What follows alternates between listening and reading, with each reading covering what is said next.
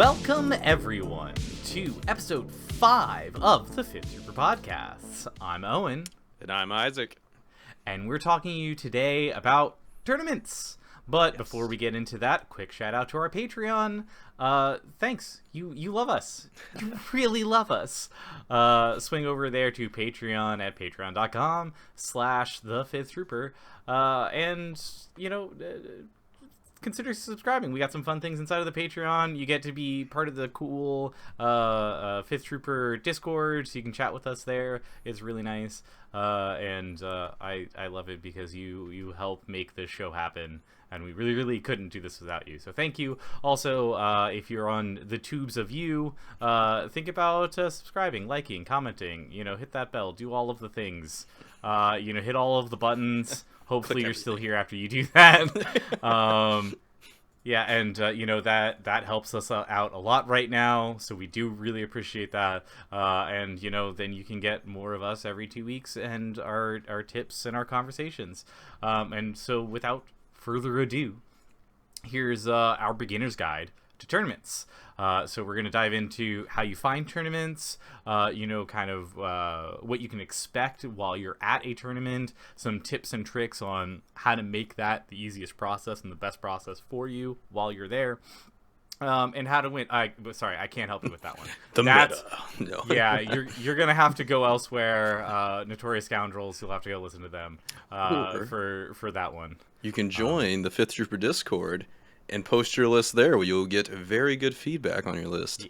Yeah, you'll get straight feedback Yeah. from the best players of this game, and also me.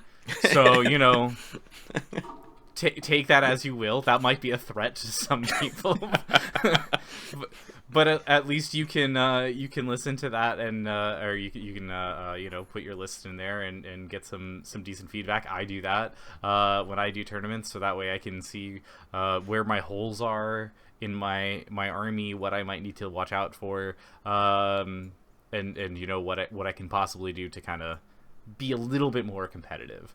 Again, we're not going to go into the competitive nature of the tournaments here. We're going to just kind of, like I said, give you a general idea of how to do it as a new player, because we're sitting here expecting that you've bought your starter, you have upgraded yourself from our last video, you've gone from 600 to 1,000, you got a couple wins under your belt, you're feeling pretty good about it, and you've been hearing things about tournaments, and you go, well, yeah, I like playing this game. How do I play more of this game? And so, Isaac, if I wanted to play more of this game, if I wanted to participate in these tournaments, why would I want to do that? A, and B, where do I find him?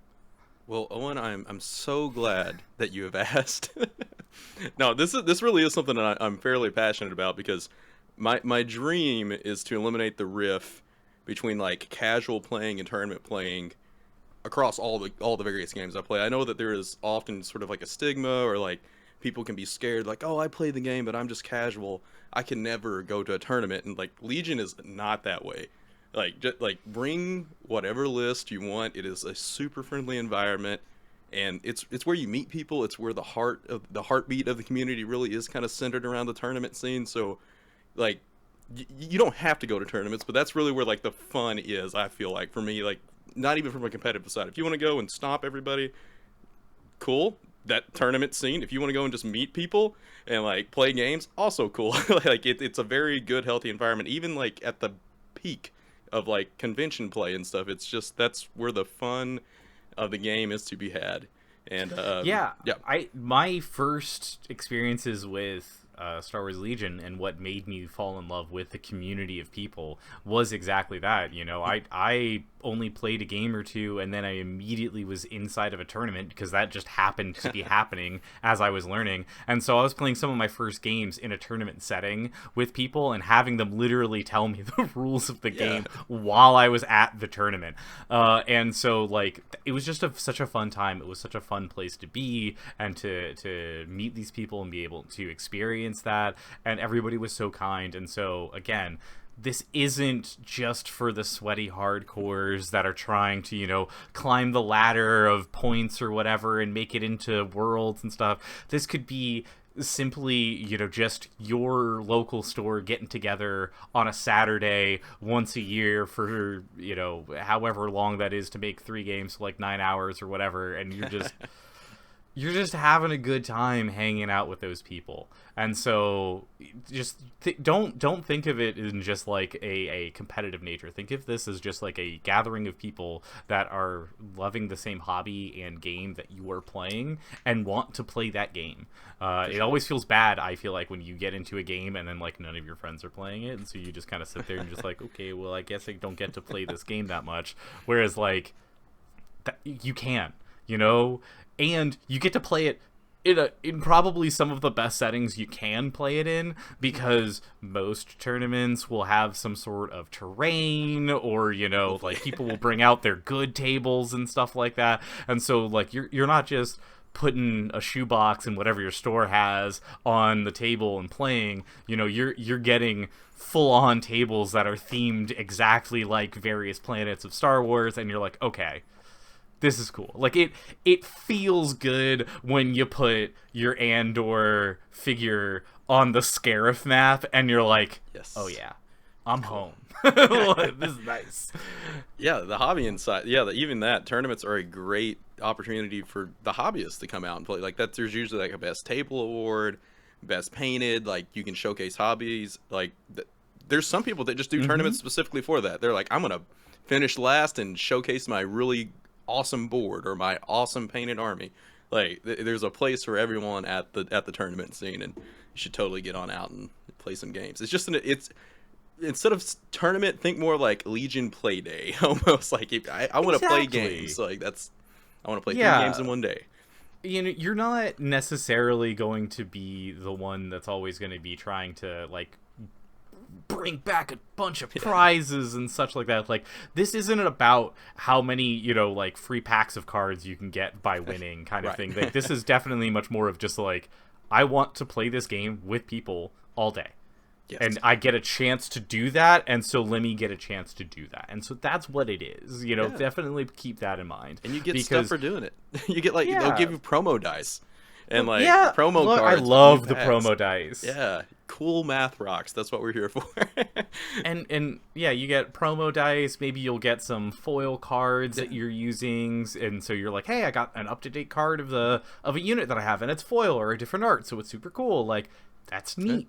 I think that's a super cool thing, and I really appreciate that happening, and I wish that there was more of that stuff there, because I think that's a cool aspect of the hobby. But as AMG has stated, this isn't a card game. They're not in it for the cards. They're not trying to sell foil packs of whatever. They're here to have people play with plastic models on a table. So there's a lot of that, and I think that's very cool, and I think that it's just a fun time. And definitely don't forget about the cool dice and things like that, because it always feels good when you get to then go back to your home store, and then you're rolling the red dice that have the little gray specks in it and stuff, and people are like, ooh, these are a little fancy, and you're like, yeah, they're official. They used to be kind of like held behind, like you had to place very high to get them, but anymore they're just like you get them for playing. Like, it's just a way to keep people playing the game. And like AMG is, I'm really excited for the new tournament kits and the league kits that are coming out, because there's gonna be lots of foil cards in there. Like, you just get one each round, and you get usually you get dice each round, and there is prize support for winning. Like, if you do well, you get more stuff, but like you get quite a bit just for showing up and playing. And yeah, you like to play the game anyways, might as well get some cool stuff and play more of the game and play other people, and you learn about the game. Like, it's always funny. You'll have like your local meta or like your local play group, and then when you put a tournament on, you sometimes pull in other people, or you go to another tournament, you get to play other people, and oh, I didn't know you could do that combination, or I didn't know this rule was played that way. Sometimes communities, like if you're playing in your little pool, you might be interpreting something entirely wrong and not be aware. And so it's a good way to, check yourself, learn about the community, learn about the game, and win some cool stuff along the way. You definitely hit on a very important part of that, is that it gives you variety, right? Is that there are people that come to these that are playing lists of things either differently than what you see in your store, or just different things than you normally see in your store. I know very personally from playing at my store, we have a lot of great people there, but everyone's playing Republic for the most part, and so it's really nice when I go to tournaments and then I'm playing against somebody who's CIS, and I'm just like, I've never played a CIS list against a CIS list. I don't know what this is like. Yeah, and so this is like something new. This is something fun. You know, the last tournament I was at, someone was playing Shadow Collective. I haven't seen a Shadow Collective list in a while, and so it was very refreshing to see that on the table and just being like, huh, if I play against this person, how am I going to play against it? Because like this is all stuff that I don't deal with. So I was like, oh, okay, new puzzles to try to figure out, and not just the same thoughts of just like, okay, everyone at my store is playing X, and so now I know all of those weaknesses or strengths of that list because I play against it a lot. And I think that's a lot of my Republic list against people's my Rebel list against people's Republic list. There we go. Yeah, is I was like, okay, I know where to put my Luke and where to put my Sabine because I understand like where the melee is good against lists like that or bad against lists like that. Where it's a lot more surprising when I'm like, oh, you have a lot of B1s and there's a Count Dooku. Oh, I don't know what to do here. This is is exciting. A new strategy that's being played. Yeah, like the GT that we just threw at Millennium. With the Geonosian list that won, like we had never seen Geonosians in our local scene, not in that capacity. Like maybe one squad here like sprinkled in, but like a full Geo list, we're like, oh, what is this? And so it was a cool thing to see, just on the table, and not to mention all the boards and stuff too. It's really cool. Like my inner child is just happy to see all the Star Wars boards. It's sweet.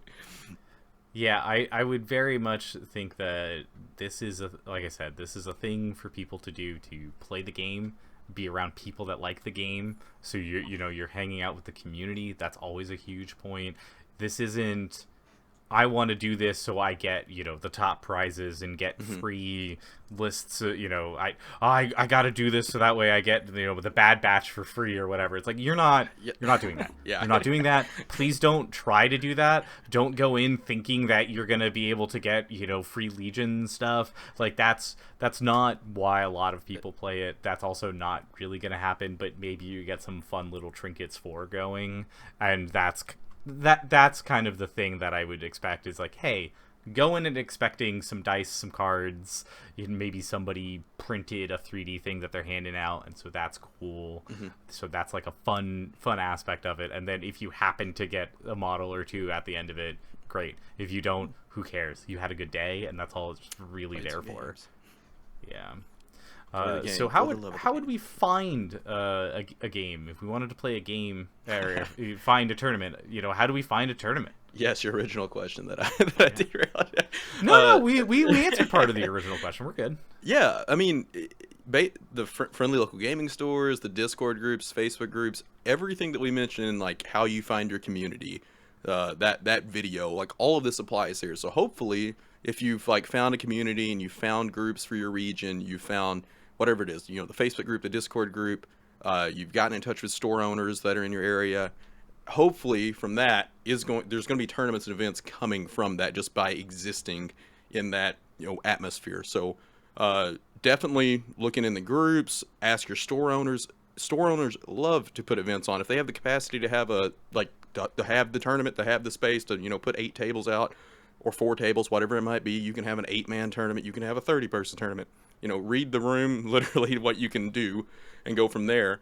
But asking for store owners, it helps build the community, because like nothing will help build your community than having 8 tables set up and everyone playing it, and then people just coming in the shop and going, wow, this is awesome. Look at all of these games going on. Look at all these armies. Look at all these boards, these maps. And then it makes the game seem like it's thriving and alive, and it is thriving and alive. So it'll help bring more people into your community. It's one of the biggest ways to build your community in the first place. But yes, so all the community groups, Discords, Facebooks, all that stuff is great. If you want some more of the like GT scene, the official events, AMG's website has a entire it's a page. You can just type in Star Wars Legion Grand Tournaments AMG, and then you can go to their website, and it has a list of by like region, basically region and date. I forget like how it's exactly sorted, but it'll tell you, where are all the grand tournaments at. And so that's a great resource. You can kind of plan around that if you want to do a bigger event beyond like just the local scene. And you have like, the big conventions. So this is something that like took me a while to wrap my head around because I was kind of in a vacuum. Like I didn't understand like, oh, convention play. So like just to name a few that are big stateside at least. You have like Adepticon, you got Gen Con, Nova, Lone Star, PAX, LVO, Rocky Top, and there's a ton more. And those are also great places to go and play a game because usually with convention you have like 2 or 3 day events and you get to play a ton of games, and there's usually a bunch of side events and stuff. You could play different formats of the game. Like there's usually there'll be like there'll be like the main event that like people are trying to win, but there's also a bunch of side events you can play for like narrative play, or if you want to play like recon games or smaller versions of the game, or doubles events. There's always usually a good double event tied in there at the end. Those are always fun. So even if you like losing, you want to switch from like the main tournament to like a doubles event, that's always a fun time as well. But those are some of the big ones that I've off the top of my head. Yeah. Yeah, There was when I recently have done Nova the last month, and I was looking over, and there was a game of Age of Sigmar that was going on that there were teams of people on a table that was spanned the entire hall. Oh. And so all of these people were all on, like, they had them all sitting in a specific way that you weren't next to your teammates, but they all had little birthday party hats. And so once you were like winning your like region of the game or whatever, you would then like scoot farther in one direction or the other to like help out on the other battlefields that were happening, because it was all just one large board. Amazing. So you just like you just kind of did your thing and then started like migrating into the next battle and then the next battle. And I was like, I'm very confused on the rules of that, but I want to see a Star Wars version of this. So cool. Like, I want to see a Battle of Hoth with like 10 Rebel players versus 10 Empire players. Like, let's just go crazy with it. This would be so much fun. Oh, that sounds awesome. I know that at Nova, I saw in a video there was a like scale Helm's Deep for Middle Earth strategy battle game. It's another love of mine, but again, going back to the beautiful tables, the Nova Lord of the Rings people just had like the most beautiful, like detailed to the movie, like exact they're committed play areas, and I was like, I mean the Star Wars ones are good. We're not that good. we are I gotta say, cast, but yeah, it is very nice to see that, and it's very cool because then like you do feel a bit of that too when I'm playing on like the Scarif board or the Hoth board or whatever. And I'm just like, oh yeah, no, I'm starting to feel it. Like someone really took their time to craft these boards, and so it is an experience of something that you don't get. Yeah. In your normal game store, and so it's worth it just playing on these like very epic and very cool boards. Yeah, it's for the best of the best. Yeah, as far as finding other tournaments, I tend to find a lot of mine through Longshanks. Because Longshanks is for those that don't know, Longshanks is the software that is used to kind of like track everyone's points and lists and tournament entries and all of that for actual Star Wars Legion tournaments. At least it's the only one that I know. I've been told there are others. It's where the community is grounded at this point. Yeah. So. But it's the only one that I know, and they have a little section where it just lists all of the tournaments that are actively going on or going to be coming up. And so you can just search through that list and just go, hey, I'm in, Poland, and I want to find any game that's coming in the next 3 months. And so then you can just search Poland in the next 3 months for games that are happening, for tournaments that are happening there. And then you can find, whatever tournament is happening there and just go, cool, sign up. Yeah. And there's always a link there that'll tell you what store is happening at or whatever convention or whatever. And so that way you can sign up, get all the information that you need, get your list sent in, get yourself all squared away, and so I use that to find mine, which I know isn't like the best thing in the world, but it works. I always find good tournaments.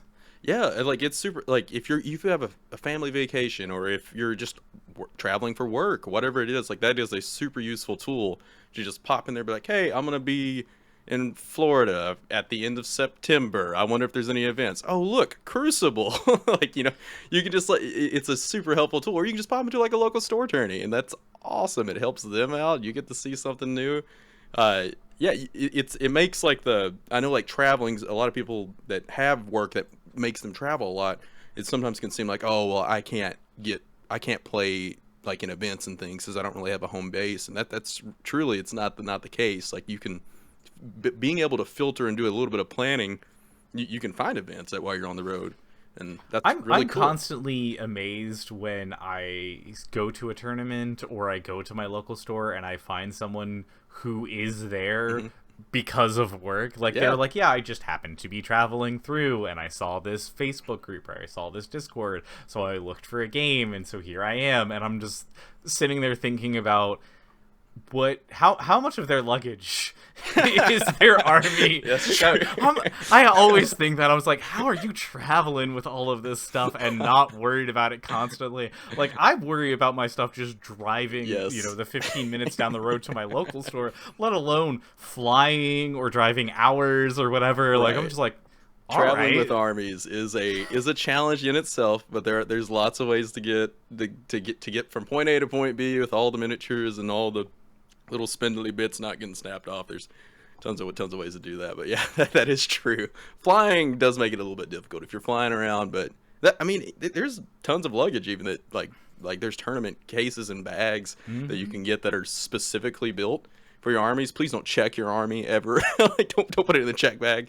But you can get some like overhead bin bags, things that'll fit in an overhead bin or Yeah. under your seat really nicely, as long as you're not running like, I don't know, fluttercrafts or something. Fluttercrafts are difficult, but your 25 mil base guys are pretty safe, and your tanks Yeah, and your sturdy they'd be guys. all right. Yeah, so that's how you'd find these tournaments, and then you'd sign up for the tournaments. And congrats, you've signed up. You're in. Now you're looking forward to it. Things to expect for that tournament. There will always be a tournament packet that will have all of the information for the tournament, other things that are happening with the tournament. If there happens to be as Isaac mentioned previously, if there's like a painting competition as part of the tournament, it'll be somewhere in that packet. It will tell you all of the rules that you need to know that are kind of extraneous. It's, anything that's different that they're doing or anything like that. What time it starts at, how many days it's going to be, if it's going to end up cutting to a Swiss or whatever, like, That info. that is all explained inside of that tournament packet. So 10 out of 10, you should always find your tournament packet, read your tournament packet, and also if you ever have any questions of the tournament packet, there's always the TO, who's the tournament organizer, and they are normally somewhere listed that you can email them or be able to Discord them, message them in some sort of way, so that way you can get any of that packet clarified and set up. So that's always good. I tend to talk to TOs a bunch just because I have a lot of third-party printed things that I'm just like, hi, I don't own any of these because they're just not available to me, and I'm not spending an unheard of amount of money on a like $4 piece of plastic. Do you care if I use this instead? And 99.99% of the time they'll be like, yeah, sure, go for it, that's fine. And great, it's approved by the TO, you can bring it now, so that way if anybody gives you any grief when you're actually at the table, which again I've never had Never happen. seen I've that. never even seen it happen, but It's good just practice in case to ask, just in case. yeah, it's always nice to have that read receipt kind of there, just in case if you need it. My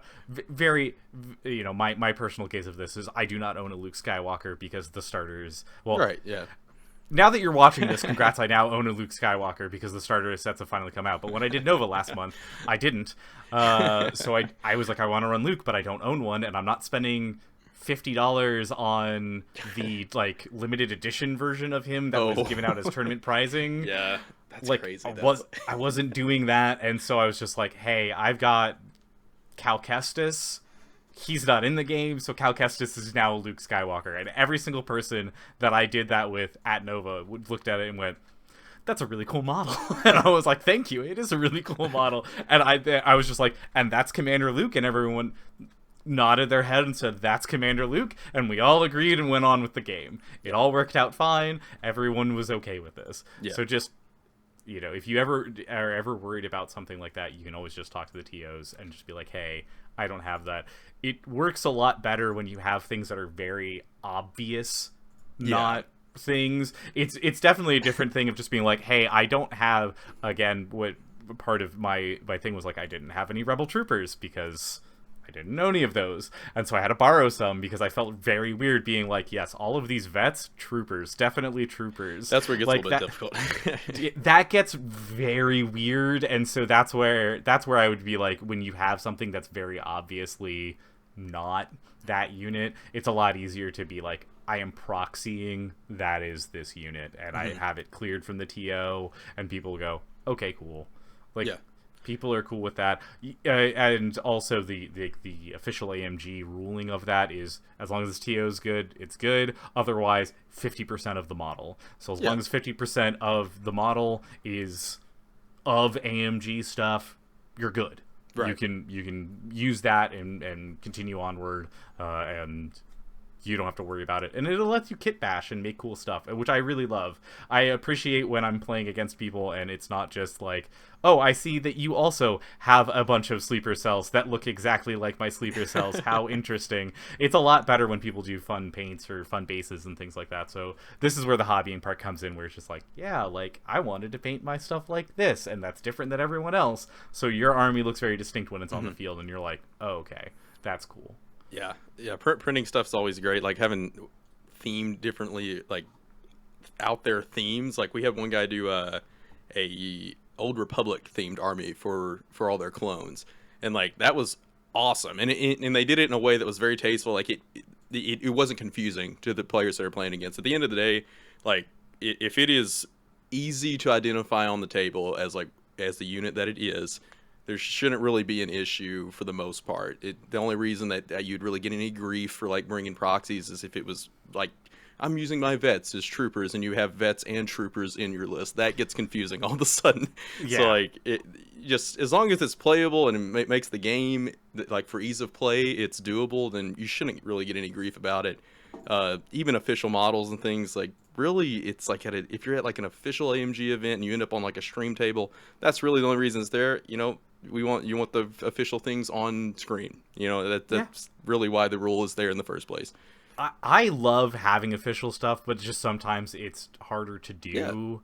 Yeah. I know that this is again a thing from before my time, but I am aware that not everybody has like all of the heavy options for their trooper units, so that way when they have their cores down and they're just like, these are all DTLs, and I go, great, sounds good. They're not actually the DTLs. Like, I can tell that model of the thing there isn't the model of the DTL that I'm aware of from various other Star Wars pieces of media. So like, I can tell that, but I don't care, because it's very obvious that person has a modeled weapon that is very obviously not the same as the rest of the crew. Right. So I know that's the heavy, and as long as I can tell that from across the table, who cares? Yeah. Like, oh no, you use the E11 web blaster rather than the E10 grr on you. It's like, no one. The mag is in the wrong place on that miniatures rifle. That's really messing with me.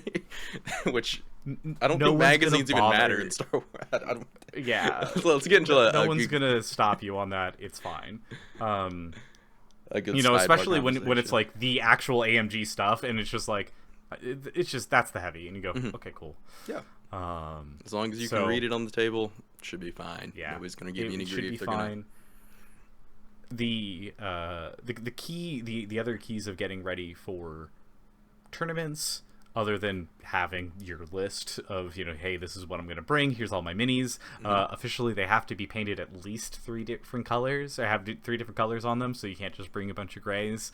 So you do have to do a little something, but it's not that hard to paint the base a color or paint the base 2 colors and, a shoulder polder. And so if you haven't painted your entire army yet, you could still just throw a little bit of color on them and be able to tell them apart and throw them in there. But it also it gives you a great excuse to just be like, oh, I have a tournament next month. I gotta paint the rest of this unit real quick. Also, it is proven it improves your saves when your miniatures Mhm. are painted.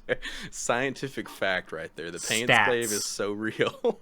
Mm-hmm. Gray minis do not roll good saves. You heard it here.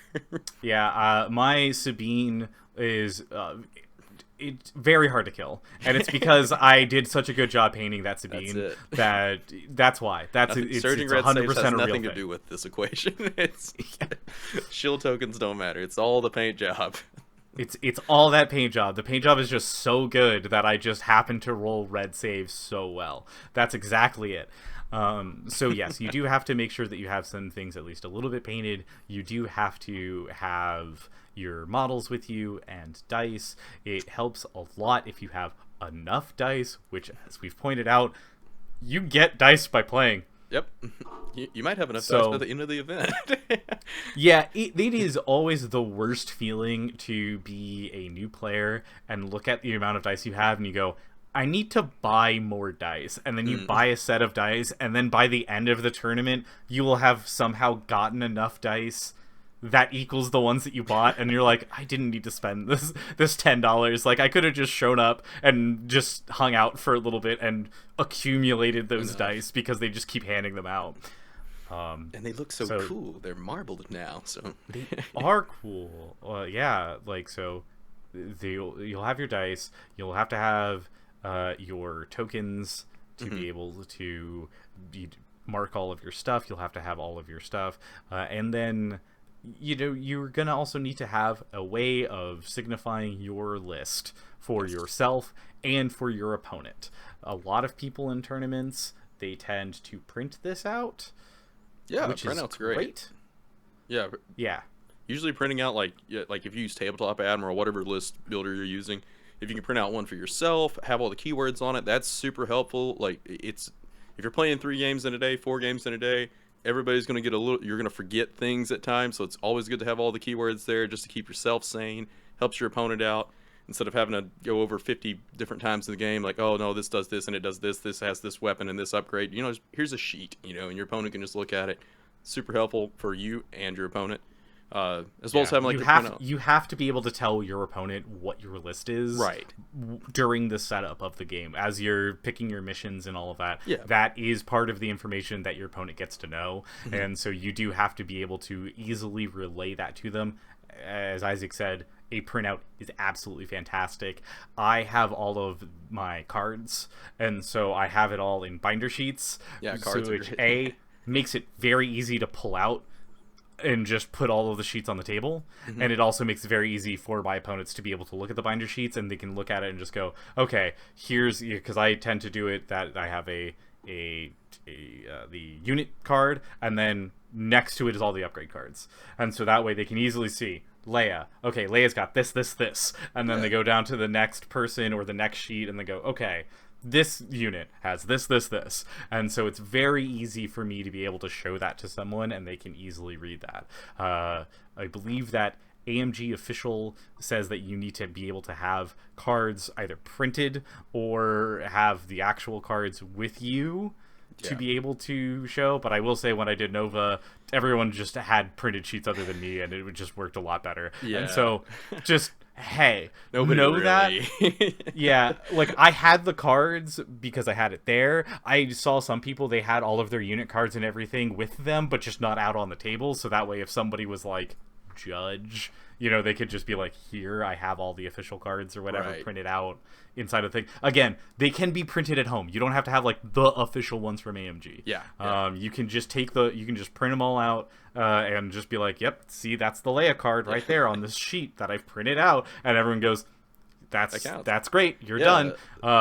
So you have you have a printout of the card or whatever, and so it's good. But for the most part, I think almost every single person that I played against just had a printout from Tabletop that they were just like, this is my list. And I go, thank you. You can do like the picture view too, like where like you just put each unit on each piece on like a different sheet of paper, and it has like the unit card, the upgrades, everything. Like, that's totally cool too. You can put a stapler on it or something. Like just flip through Yep. like a packet, like whatever's easier for you. At the end of the day, like it's just for ease of use, more or less. So sometimes like space is an issue, so people don't like put the cards out and things. So it's just like have it Yeah. just in case, but not That necessarily. that is that Gonna be was the used all downside the of time. the binder sheets. Was Yeah, that the binder sheets do take I up a love bit those of the things, though. table, and so I was like, Yeah, yeah. The old binder sheets, right. great. I'm using I like miss normal. the mini cards. Yeah, I'm using just normal sheets, you know, that you can pick up that you put your Magic or your Yu-Gi-Oh cards in or whatever. I'm just using those, and That they're works. working fine to do the same exact thing. So, again, this is very easy stuff that you can pick up, or you already have a bunch of, and you can just go, okay, slide it all in, bam. Bring it to the tournament, and you're good to go. So you need to have your cards, you need to have your list, you need to be able to have your dice to roll. That's I've right. I've heard that you need to have only official dice. I've seen people go to tournaments with non-official dice. It's fine. I don't think anyone really cares if you're rolling. Yeah, If you you roll happen like to be crits rolling all the like time. Baron of Dice versus real ones, it's like, right. all right, who cares? Yeah, people aren't gonna care. I mean, at any point you can always share dice too. So it's like we haven't had, at least I haven't heard of anybody ever using like weighted dice or anything. So like, hopefully we don't like intone that. But yeah, it hasn't been an issue. And yeah, at Yeah, any time you can drop I dice. have on several times offered to, even though I only use AMG official dice, I have on several times offered to roll my opponent's dice Yeah. if they would like me to, just because like if I was doing like insane saves on a white, you know, like it's like, oh yeah, I got all blocks or something like that, I will easily ask them and be like, do you want me to use yours? I'm more than happy to use your dice if you think that like mine are somehow, it doesn't matter to me because I'm, you know, they're just They're dice just at the end of the dice. day. Sometimes you get lucky, right? That happens. game. And if you think that it's suspicious, I'm more than happy with being like, I'll roll yours. You know, like, Yeah, you can always share dice too. Sometimes that's Yeah. a thing that people will do. If space is constrained, like sometimes you just set one dice tray in the middle and use one set of dice. Like that's totally a cool thing if everybody's on board with that. you just got to make sure that you're coming back with all of yours. Yes, you do want all your dice back. That's Yeah. Don't steal dice. That's the only thing. I did almost end one of my matches with at Nova that my opponent and I, because we had so many units on the other side of the table, we just were like, I was like, hey, do you mind? And we just were borrowing each other's stuff. But by the end of it, I ended up not having enough range tools. I only had two like range yeah. sticks. Paint your range sticks. That's a good tip. Like if Yeah. you can prime them a color or something, like that's always a good little helpful tip. Until you find the one person that has the exact same color range sticks as you, but it can help. Yeah, having the range sticks is very good, especially having extra ones. But it was very funny that like he just grabbed all of them, and I was like, I actually need some of those. Like you, I need some of those back, please. I'm just gonna guesstimate all my range fans. Yeah, because I wouldn't have had enough to do range 4 then, and I was like, I have ATRTs, I need those, please. Not Sorry. anymore. They're all range 3. Yeah. So yes, any of your range, your movement tools, any of those, people are gonna use. And so, by all Let's means, have 'em. paint them. Yeah. I think that always makes things a lot easier to know which is yours and which is somebody else. You can't paint any specific markings on them. That would be like, oh, I'm using my range tool, but that's like what movement 1 is, or what. Like, you can't do that. That's bad. But if Yeah. you just wanted to paint them like this is all Didn't think red, about that, or, yeah. I've also never cared or noticed if anyone does that, of just like, oh, I'm, you know, this is It also is technically illegal. I've never heard heard of it ever being an issue, but yeah, I forget that is like a section in the rule book about like how many. Well. Yeah, I mean, I've never seen there's anybody a call it. lot of things like that it's just like, oh yeah, there's technical rules that are there that I've never seen actually followed Yeah. at a tournament, or to a point where people are just so chill about it that it's like, It's a very chill sure. community. Yeah. Again, it's a very chill community. So like when they're sitting there and being like, you can only have one range tool and one movement tool of your own on Yeah, board at a time. that's what I'm bad And about. and yeah, I was like, okay, great. But then most of the time, then someone's just like, do you mind putting range 3 at your guys toward, like your ATRT towards my commandos or something like that, so that way they can figure out if their commandos can hit the ATRT. And I'm just like, sure. Yeah, and you're gonna get the measurement at the end of the day. You might as well find the Yeah. most efficient way to get that measurement. Like, you can do it. I would, because I play vets a decent amount, I constantly just have range 3 sitting on my Mark IIs since they have standby all of the time. And so every time my opponent is moving someone, I just have that already out for them because I know they're going to check it. Yeah. And it's just like, rather than making you try to move your guys, figure out where range 3 is, and just be a little bit outside of it, I can just hold the stick here for you and make this process happen a lot faster. I know that you're not going to willingly walk into standby if you don't have to. Yeah, and so I'm just going to hold the standby out for you and then just be like, if you come a little bit further, you can do the move that you want to do, you can do the shot that you want to do, but you will be within standby range. And my opponent's like, sure. Or no, and then they just move it back a little bit and they go, great. It's just going to stay there. Just so speeds the game up, which is also helpful in tournament play when you have like timers and things like that. Have you played a lot of tournaments with like clock timers? No chess clocks. You meant like, but like there's a time limit. That is, which I guess is a good thing to mention for tournament play. One thing that does set it aside from your local, play night. You can't play a 4-hour game. Most of the rounds are like, I think it's somewhere 2 to 2.5 hours is usually the average. Yeah, I was gonna say 2.5 hours is all of the tournaments that I've played. That's how long you had to do your game in. Yeah. And so you do want it's to a little bit faster than what you're used to. There is an element of like, it's not like just super speed, just go like really, really, really fast, but like that is an element. Whatever you end up bringing, you want to have a few reps in with it, probably enough to like just to be able to play fast enough to. It's not like a speed race, but you do want to try to finish. If you're in like turn 2. At 2.5 hours in, that doesn't feel very great for everyone involved. No. And sometimes you do end up in that position. Yeah. If you're running a 18 act list and your opponent is 2, congratulations, you guys are not going to end up getting to round 5. Like, that's not happening. Yeah, logistically. So you're just moving, like, it's just a lot of stuff to move. like it takes time to place your plastic soldiers on the board every time you move.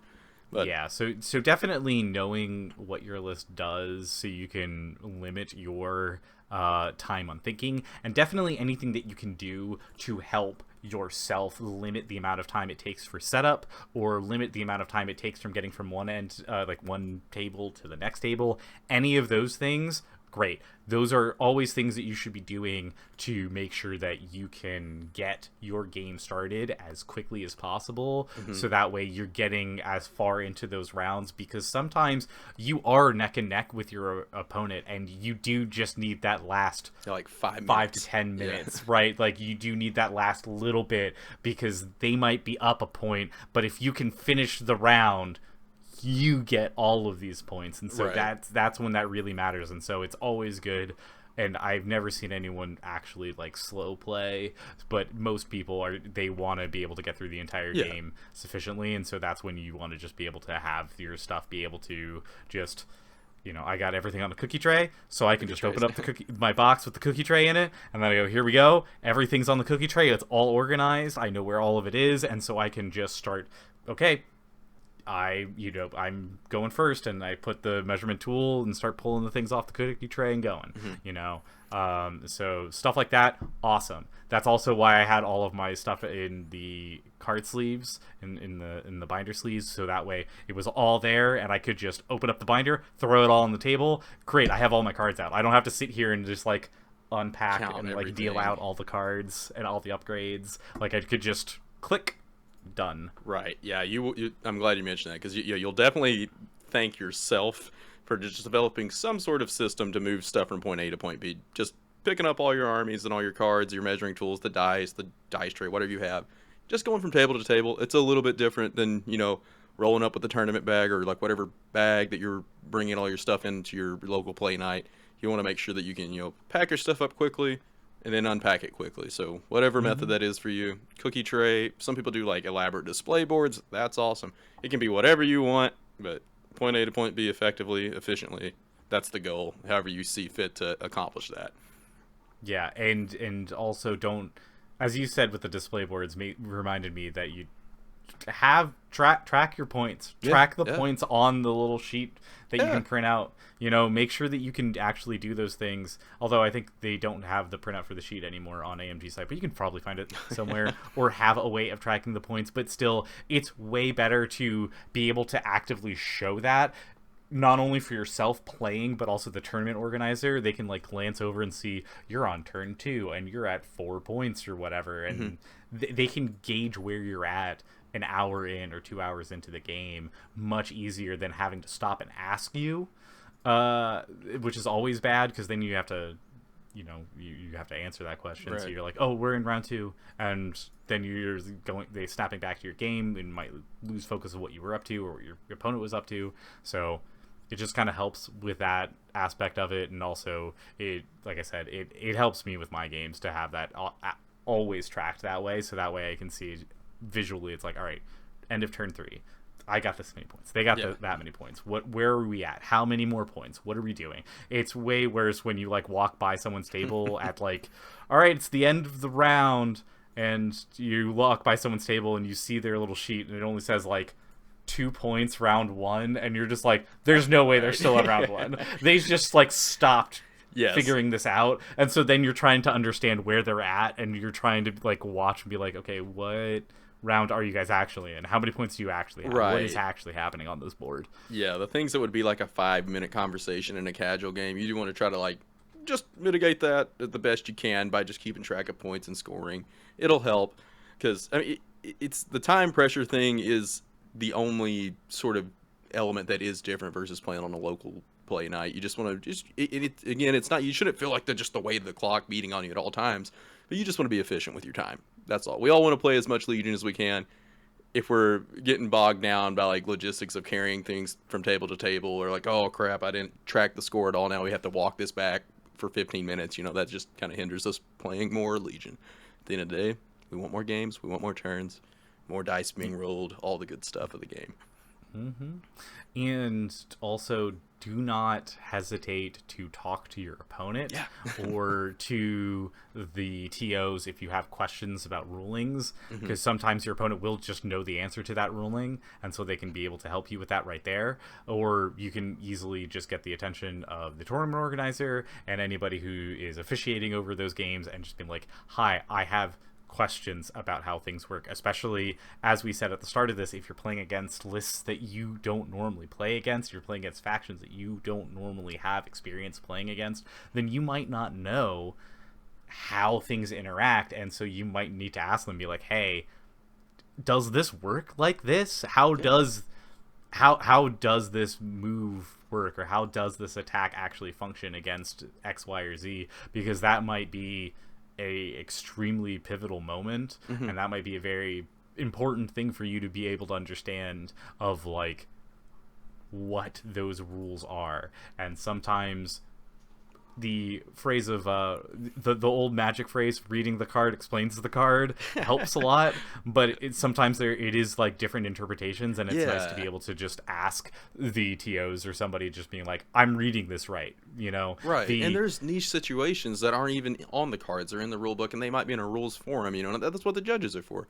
You're not calling your opponent out for cheating if you ask for a judge, hey, can we just get a clarification on this? At the end of the day, we're happy, your opponent should be happy, you know, you're not, don't feel bad for that. You're not pointing or calling names by like bringing a judge over. It's completely normal. Yeah, like I had a very specific game that I remember doing at Nova last month, and we had the tournament organizers there so often, and it wasn't the fact that like we were breaking the rules or anything. It was just the fact that me and my opponent were neck and neck, and so every move that we did mattered. And so we literally just kept asking that. They were like, if we do this happens, right? Like, you know, if I move Leia here, I stop the A5 from being able to move that way. right? And they were like, yes. And I'm like, okay, I'm doing that. Yeah. It was very important because we were down to the wire. And so every little movement, every little thing, because we were that neck and neck, and it was just like a 1 point difference by the end of that round.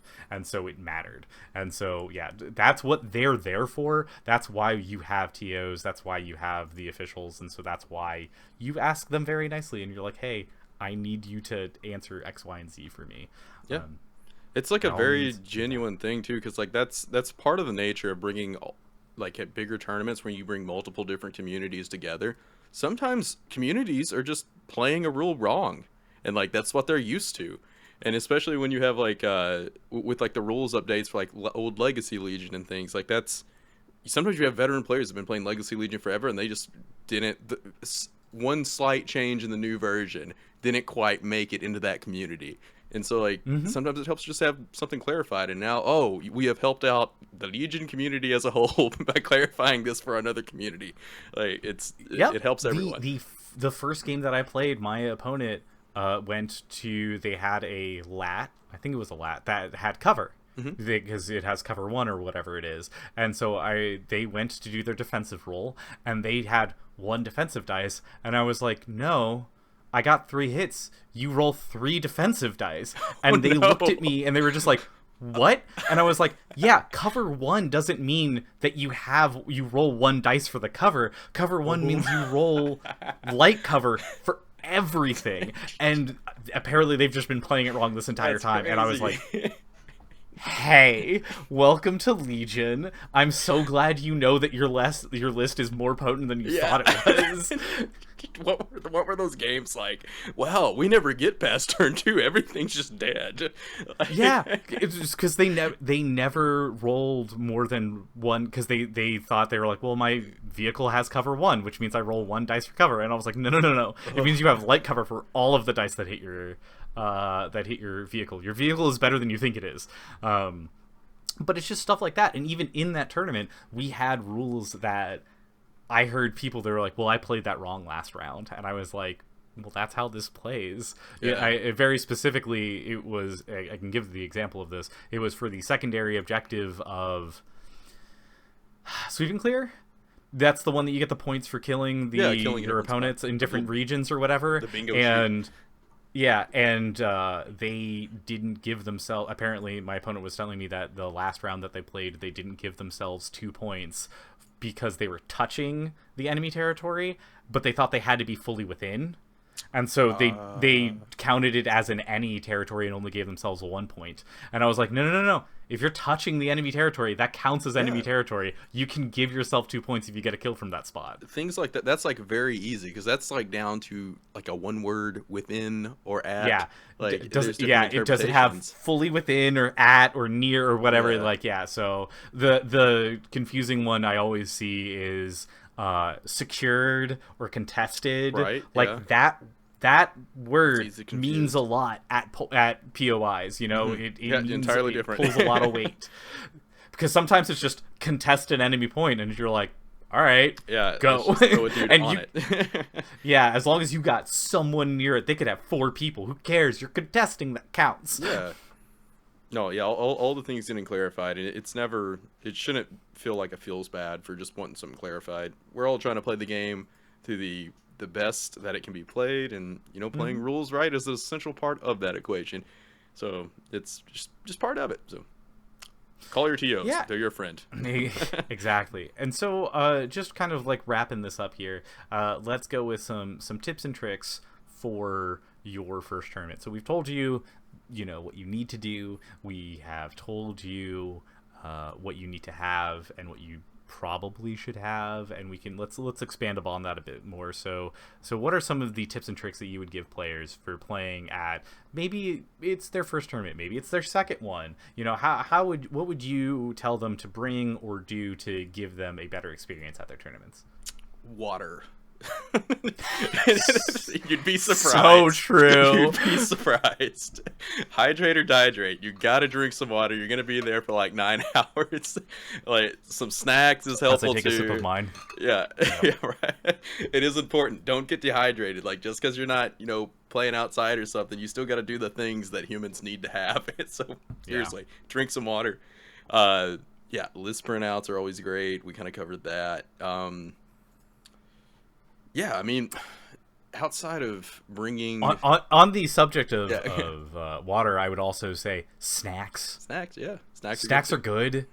You know, you will have a break to go get food, actual food, hopefully somewhere in the middle of that. But it always is great to have like a bag of jerky or dried fruits or Whatever nuts it is. or whatever that you can possibly, that's, allowed to have at that store or whatever. Just have some snacks or something so you can just like pop some pop something into your mouth and kind of fuel yourself up, and that always helps because you will be tired after playing for X amount of hours. Like that third round is always a Yeah. slog because you're just like, all right, game 3, let's go.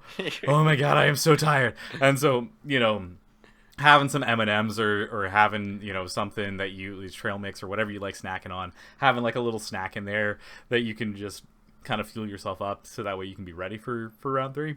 Yeah, Do getting it. good Do sleep it. the night before, that's one that I always screw up. It doesn't Hmm. feel good to play on sub 6 hours. It doesn't feel good to play not or 3 games.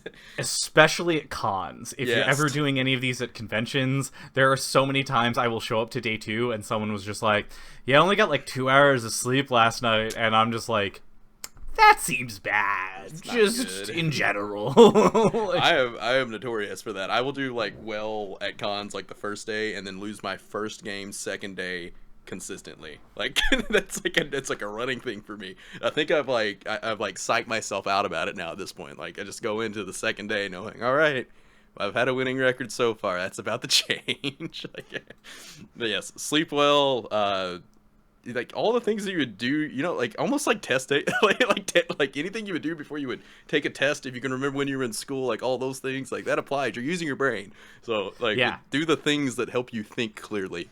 Uh, Wear comfortable shoes. yes, that's a Or big one. like have a hoodie or something like that with you. There are several times where you just end up like the one table that's underneath the AC and you're just getting blasted Yeah. and you're just like, I'm so cold So cool. playing this game. So, just being comfortable while you're playing the game is always nice. Sometimes I wear a back brace because I'm hunched over so much. Like, Yes. and I'm just like, oh, I'm gonna wear my back brace today, so that way my back doesn't hurt as much after 9 hours of Yeah. looking like a little shrimp. I literally Moving have my just guys around started the doing table. that because, like, yeah, after the accident, like, I have some back issues and things. That's like I wear a back brace, and I'm like, this is great. I should have done this before because, like, it helps. Like, you're hunched over and leaning over the tables, especially if they're Yeah. not elevated. Like, that's helpful. Always like to show up early, which I know sometimes this, whatever your situation is, might be hard, but I always feel better when I can get there like at least 30 minutes early, so I don't feel like I'm in a rush to get everything out. You don't want to leave something out in the car and then have to run out to the car and get it. And, just so you can relax, chill, look at the It helps boards. finding parking. Yeah, parking. Yeah, You the know, tournament if you pack do- we usually have that actually. If you like where to park, it's Yeah, like that's always being early is always better than being late because you don't want to show up late and then you're like, okay, I've missed the first game, or oh, I'm like already half an hour into my first game or something like that, and I just finally got all your stuff situated. So like, getting there early definitely solves a lot of problems because then if you happen to have trouble parking, you have time to figure that out. If you are trying to figure out where it is inside of the convention hall, if it's at a convention or someplace like that, or like if the store is somewhere in the mall and you end up parking on one side and then you have to walk to the other side of the mall or something like that, like you've got time. It's okay. And if nothing else, you get to meet players, right? Yeah. If you're there 30 minutes early, you get to talk to people, and that's not a bad thing because that's Yeah. why you're there, is you're there to Socialize. talk to, socialize, and meet other people that are playing the If you're same not game careful, that you you'll are. make friends. Oh no. Not friends. Impossible. No. Yeah. So that's what we would suggest doing, and that is how you'd go about getting involved in this and getting into the tournaments. That's how you find them. That's how you will conduct yourself when playing in them. You know, always be courteous, be kind, and, you know, don't just have a good time. That's what we're all there for. Have a good time. Be a good human. Watch Yeah, all 'cause of Notorious Scoundrels so you can so you can correctly make decisions in list building and meta decisions if that's the route you're going. That's what I do. I just binge watch their stuff. Binge, yeah, but definitely use your community to your advantage to look at your list and practice all of that. You know, like we're doing this because we want to play the game and enjoy it and interact with the community. So do the interacting with the community part. Please join us. Join people doing that. Share your list. Do your things, because, you know, at the end of the day, we're doing all of this for the love of the game. Love of the game.